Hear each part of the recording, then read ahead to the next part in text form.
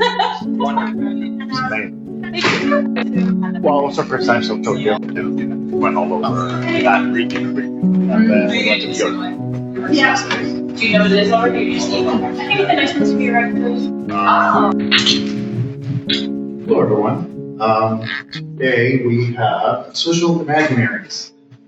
All right, this is a tough topic because I have to essentially summarize 896 pages so that you understand a little bit what we're going to talk about. This is a book that I read in a seminar in university, and it is about our age. As Charles Taylor puts it, it is a secular age. And essentially, what it boils down to is a secular society is a society where belief is a choice, not the default. For most of history, and this is oversimplified. For most of history, people lived in a world where belief in God, for example, was taken for granted. That was just something that people did. But now we live in a world where we have multiple options: religion, spirituality, science, personal meaning, so many other things down the line, the internet, AI. I mean, this thing continues to evolve.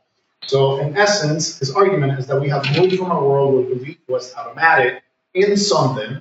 In this case, I'm just taking the option of God, since that was one of the biggest beliefs in the world, to a world where belief is one option among the many options that we have to find meaning.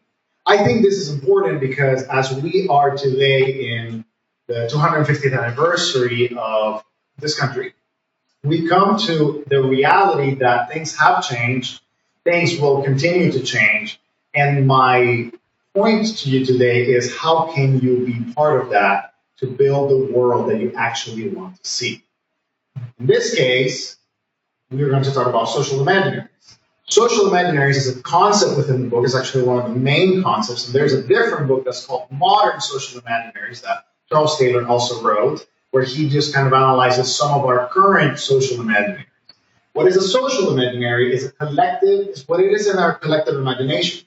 It includes, but it's not limited to, how society should be organized, what counts as common sense.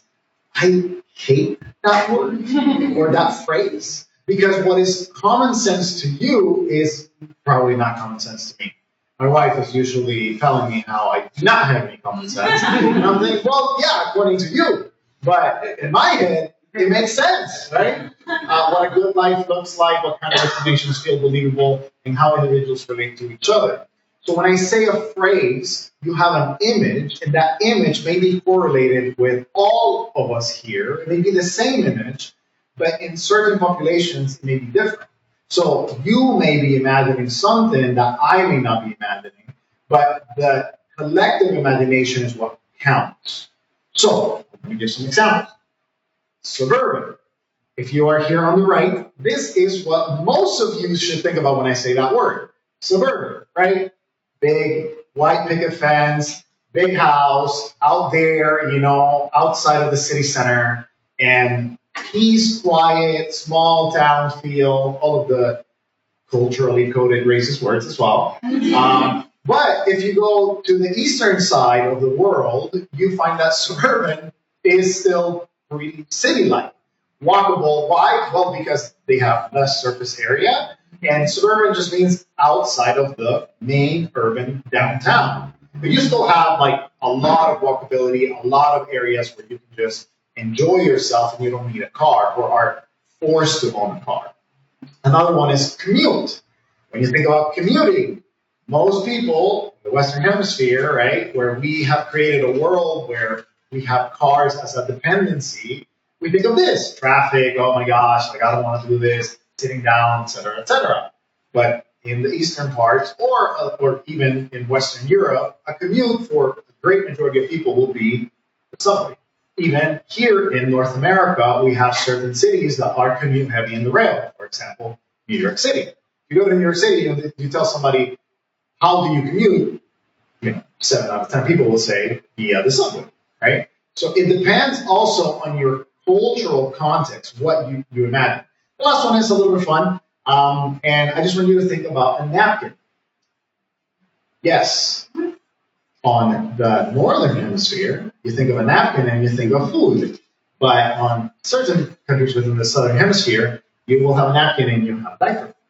So that is the collective cultural imagination. that you and I have, and that shapes the world in which we live. Now, here's the fun part, and this is also another argument within the book, and also expanded in a different book called The Language Animal, which means how to actually change it, how to actually change this social imaginary that we have constructed. And the most powerful tool to change a social imaginary is language. Some examples. If we want to change the reality about climate change, maybe we don't talk about it as change. We talk about destabilization. Like, I mean, our world is being destabilized completely. So maybe instead of talking about traffic, we talk about what actually happens, which is car congestion. Because you and I, when we're walking down the street, we are not traffic. We are contributors to this reality of this world, but it's actually the cars who actually have this issue. Now, bike lanes, a lot of people don't like them. They think that they're, maybe a little bit annoying or like they're underutilized. But if you tell anyone in the Denver area or anyone in Colorado, hey, would you vote for creating a new trail?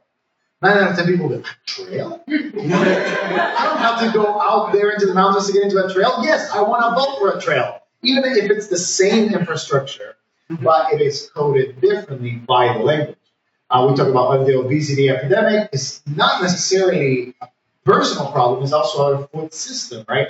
Public housing has a complete negative connotation when in reality it can just be community homes. Retail therapy, may hit some of you, coping through consumption. That's what it really is, and it is a problem. So it's not necessarily only on the things that you like. We also can apply it to things that you don't like and that you need a reality check on. But it starts with you. There are social imaginary lies that you believe in. Maybe in your work, maybe in your money, maybe it is in your physique. I don't have time to do these things. I'm stuck at these things. I'm not built for this. The way that you talk to yourself and that you talk about the world matters. So let's start looking at the language that we use as a community and as people to see how we can change how we live. Here are some books that can help you understand these concepts and other concepts as well to reframe your mindset around language and how to improve it. Thank you.